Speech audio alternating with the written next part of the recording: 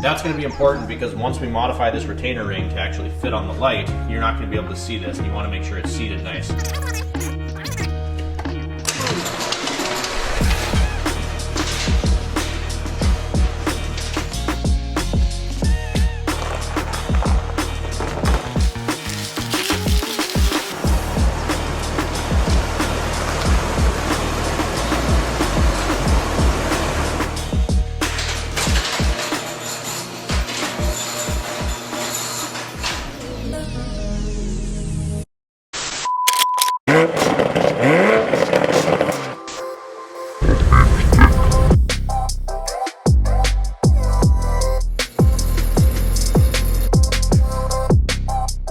Man, we just washed this thing too. It was in the last video, talked about the salt's gone and everything. Look at how, God, this thing is already filthy. So that's why that's important. I'm not gonna do it again today, but we're gonna address these headlights. I'm throwing this in here right at the beginning of the video, you guys. So we are gonna show you how to go from your standard lights in your 2nd gen Explorer or Mountaineer into an upgraded LED headlight. I specifically went with Auxbeams. In my videos, we kind of get a little vloggy. We talk about a few things. So if you have to skip around, all the info's here, but feel free to skip around if you don't like any of the talk about other things related to the shop, Mountaineer, stuff like that. Thankfully I have automatic headlights, so we're gonna get a look at it now from the car side, and then we'll flip you around, we'll check out the wall, and I'll do like a before and after here. So this is what it looks like with the halogens in it, and at night, even I actually think my brights make it worse, but it's not bright enough at all. So we're gonna put the LEDs in, and then we'll side by side compare these two things. So we come over to the table. This is new suspension goodies. This is for the control arms. We got a box of parts down there, all to deal with the radiator, which we're not going to get into today again. This, I actually cracked this piece when I put the light bar in. I was putting this in, had one of these tabs on the back lined up wrong, and it cracked. Now this is clearly gray. We talked about that. Mine is tan, so we're gonna have to get some SEM coating, and then this piece unfortunately does not come out, so we're gonna have to mask all this off, get it cleaned up. One thing that's gonna suck is these vents. They're the wrong color as well. I know I'm being anal, but it looks like maybe I could pop them out, and only one of mine's broken on mine. So, you know, this, it kind of bugged the hell out of me anyway, but maybe I'll just take one out and dye it. I don't know yet, but anyway, there's that. I really should bag up all this little stuff so I don't lose it. I'll do that, I promise. Here's the lights right here. So these are from Auxbeam. I'm not going to pretend to be a lighting expert, but from my research, these are actually like a decent middle of the road brand, so hopefully they'll be good. I don't know if I can do this one-handed. Might need both. I'll see. Yeah, I'm going to set you up. Alright, so as I said, these are from a company called Auxbeam. So these are LED headlights, high and low beam, and if I take them out of here, it might wiggle you, might make a little noise. Let's get them out.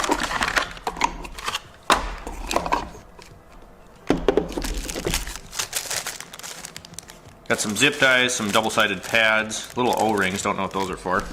And then, ooh, nice, we got a sticker.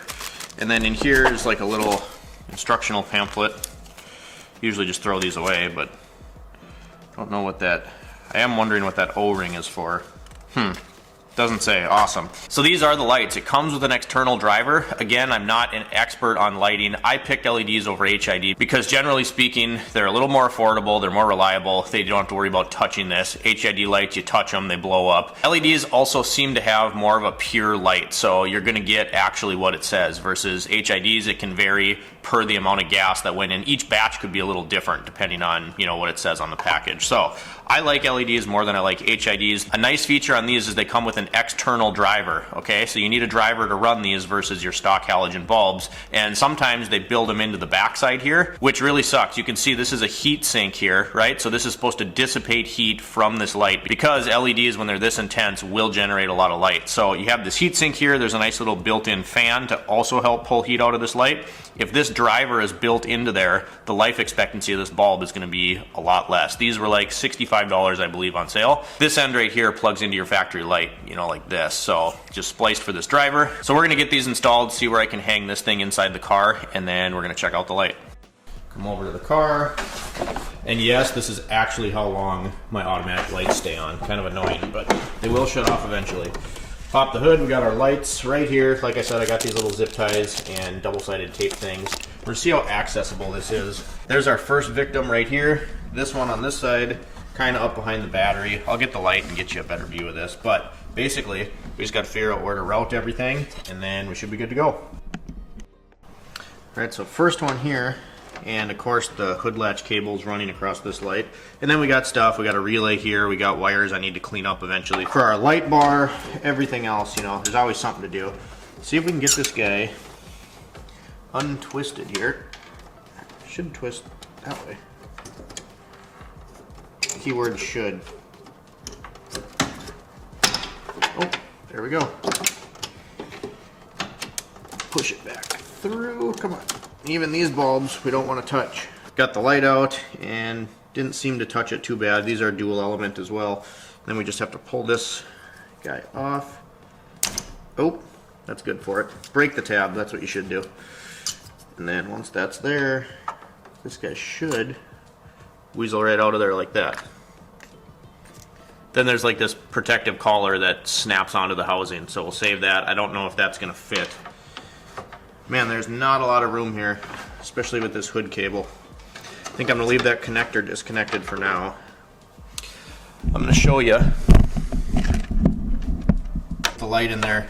There is the hole for the bulb. This is the amount of space we're working with, and you can see that hood cable right going through there. So this light is going to be a little bit bigger than this. So good thing I can touch it. I don't have to worry about getting my fingers on it like I would in HID, because, you know, I could take the battery out, I could take the grill off, you know, do some stuff to make this easier, but I don't want to do that. So we're going to try to weasel this in here this way. These lights have these really, really ridiculous locking tabs on them, and to be honest with you, I don't know if I even remember how to get them out. They're really ridiculous. Oh, there goes one. That wasn't so bad. If that'll focus, that is the lock tab on these. And you see these two little holes, one here and one by my thumb. You'd think it would be like, you know, for a snap ring or something, but you just kind of, this one came off easy. The first time I did these, it really sucked. It's just a little retainer clip, so that's great news. See if I can get the second one out, and then we can actually pull this housing out of here, do it that way. Oh, there it goes. That was not bad. Oh, but am I stupid? I think I got to take the corner light out too. Hold on.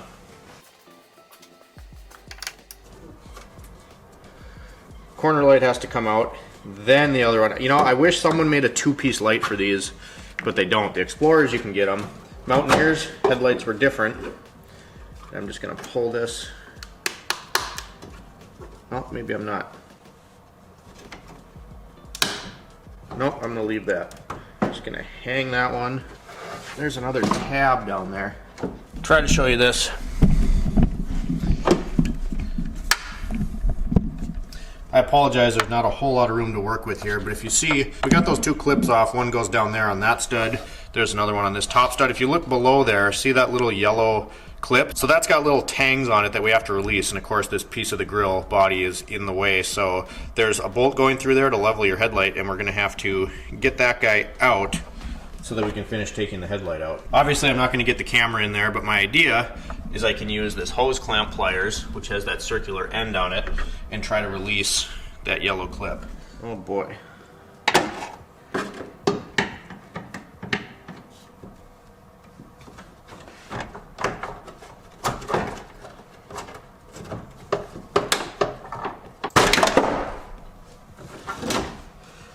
Well, that was a pain. So this is the guy right here they have to take out of the body, and you just have to, there's these two little prongs here, you got to squish them down to pull this out. So we got our light, it's dirty, but if you remember right, a couple years ago we restored these with the 2K, so I'm gonna get a rag, set this down so we don't scratch up our clear. And now I can actually see those tabs where this thing is supposed to line up. So this goes in here, and on this one, I believe we're just gonna line these up with those tabs, and that O-ring kind of just friction fits it in there.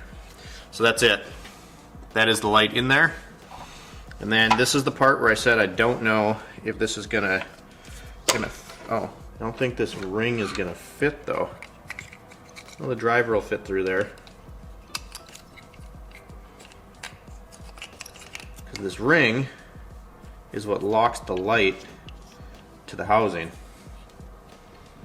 So how do we get that guy on there? Hold on. All right, so on the second one over there, I'm gonna show you what I did, but I found a solution. You can see we got the ring on there. It's not gonna fit over your light. You wanna make sure everything's seated. This is kind of a pain. I mean, this is how, like we talked about last week, aftermarket parts go. They're aftermarket. It's not gonna be a direct, and my pliers is down there. It's not gonna be a direct fit. You're gonna have to be a little creative with these things. Even when they say, oh, it's a direct fit, I can almost guarantee you that it will not be.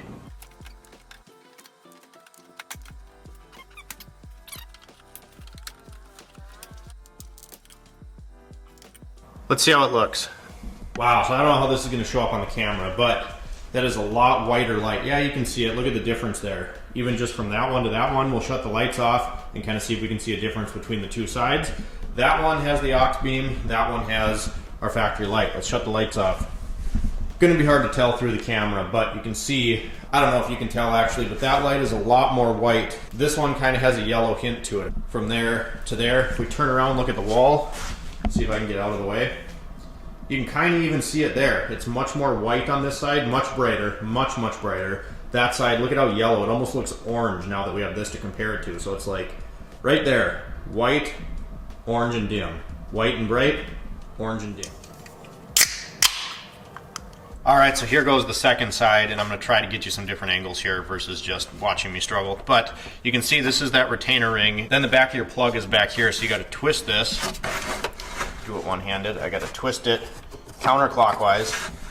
Then that guy comes off there like that. And now your light should, in theory, just wiggle out, because all that's in there is the O-ring. Switch hands with you, use my right hand. And that will pull right out. If you want to save these original bulbs for any reason, just make sure not to touch that element with your oily fingers, because that will ruin them. But ironically, I said the battery wasn't on this side, but now we're hitting the air box. So I am going to set you down really fast, get this fished out, then we'll show you, how much space you have. I promise you won't have this view very long on this side. I just got to figure out how to, I guess I could just pull this light out. Oh, these clips will work with me. Oh, these things are tough. There's one of those nasty guys again. And then sometimes there's a little force. Pull that guy. There's two. Now we just have this stupid yellow retainer we talked about on the other side. This is actually a good angle. Let's see if I can get you in here. Our light's almost dead. I'll try to zoom this when I edit, but you can see the coolant pliers is right on each one of those tabs. So if I squeeze, in theory I should be able to pull this out pretty easily.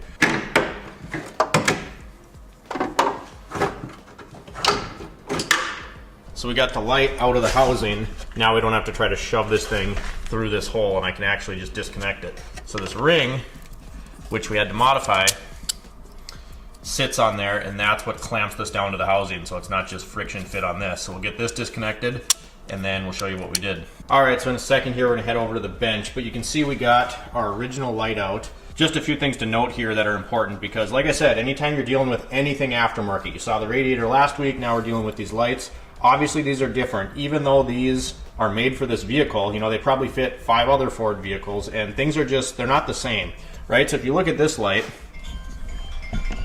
sorry I had to answer that phone call. But what I was saying is, if you look at this light here, you got 1, 2, 3 provisions. Not these big ones down here, that's for that retainer, but up here, 1, 2, 3. So those are gonna seat inside the housing itself. This one, it's dark. There's one here, there, and up top. There's 3 little provisions there. So this sits in there, and that's what gets this ring to seat properly. But if we look at our new unit, we get this guy to focus here. We only have 1 provision. So there's 1, and then this is just kind of open all the way on the sides. So you want to line this first provision up with one of those tabs, and once you do that, then these 2 will line up with where the other 2 tabs were. That's going to be important, because once we modify this retainer ring to actually fit on the light, you're not going to be able to see this, and you want to make sure it's seated nice. So I'm going to take this light without the retainer ring, we're going to stick it in there, and I'll kind of show you how it should sit. So we're going to find that one singular tab, and then we will line that guy up. It's going to be hard to see, but you'll know, because that thing should sit just like that. So now when you look at our new LED in the housing, you can see there's no real gap here. We go all the way around.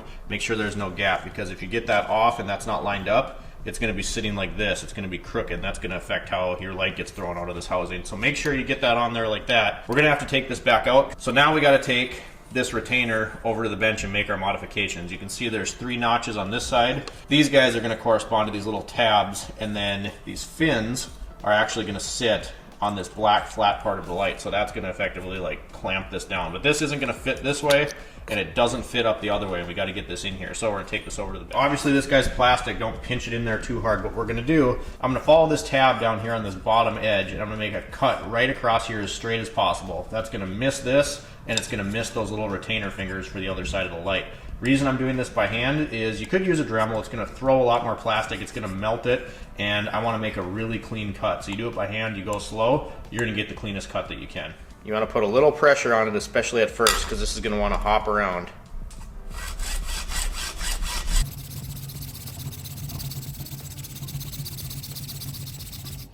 When you get to the end, the last little bit here, slow down so you don't push a bunch through and break this thing, because then you're buying new retainers and nobody wants that. We want to get this done now. This is plastic, it's fairly strong, but I mean it's old. This is a 2000, this is 25-year-old plastic right now. Alright, so we got our ring modified, and all of this you could do with this light in the car. It's just a lot easier to do it without. So now, this part's going to be a little tough to show you exactly how this goes, but if you look at this guy, you want to make sure it's the right way. These little fingers, these 3 tabs on the top that are going to hold it down, are actually going to be closer to this side than they are this side. So don't get it upside down, and this also has provisions for the light housing itself. So here's our cut right here, and if I pull on this, you can see I can kind of spread it apart. So you got to be careful, you don't want to break this thing, but I'm going to gently pull this apart, and I'm going to get it so that these 3 tabs, they're going to sit on this side of this thing here. So we're going to have to do this very carefully. It's a tight fit, but I can take this, weasel it this way, and now I just have to pull and carefully twist and turn. There's one side. Oh, and it snapped. Oh, it's over there. Then get this side. So now my light is inside there, and this part you're not going to be able to see very easily. Now when you go in, you want to make sure that this little tab lines up with this tab in the housing, because you're not going to be able to see your ring seat. You're not going to see that because now our retainer is going to be in the way. But get that guy. See, it's not flat. I can feel it. Kind of see it there. Get that guy flat on there. Get it to sit. And then once that's seated, you can kind of see if you look in there, but it's tough. Now you take this guy and you just twist it clockwise. I don't know how much of that you were able to see, but now this guy's in here, this retainer ring's nice and tight, our light is secure, so we're not just relying on that O-ring. So now we can get this back in the car. Get your driver and your connector through there first, line up those 3 tabs, snap in there like that.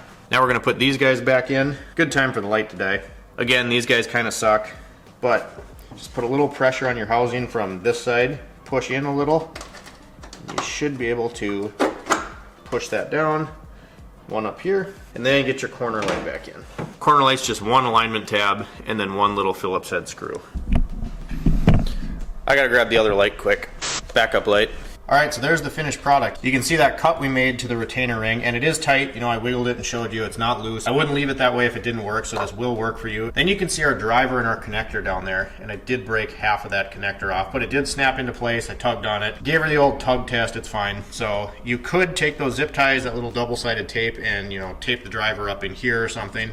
It's really not rubbing on anything, it's not touching, it's not rattling around, not super heavy, it's not pulling on any wires, so I'm gonna leave it like that. So that is both our lights. The Auxbeams LEDs are officially installed in the Mountaineer. I'm gonna turn off the lights, we're gonna see what it looks like in here. Then what I'm gonna do is kind of insert a before and after of sorts. I'll put that first clip in that we got earlier today, and then I'll put it side by side next to what we see right now so we can see what the difference looks like. Again, you guys, I don't know what this is gonna do on the camera, but I can tell you that is a much more white light, so to speak. Got a little bit of a blue tint to it, but it is much more white. It is extremely bright. Looks a lot better than the light did before, just on the car side itself, obviously. And then if we turn around, that is much brighter light than we had before. You can see all the crap that I have in the front of the shop here. I think it looks a lot better. Let's roll the before and after.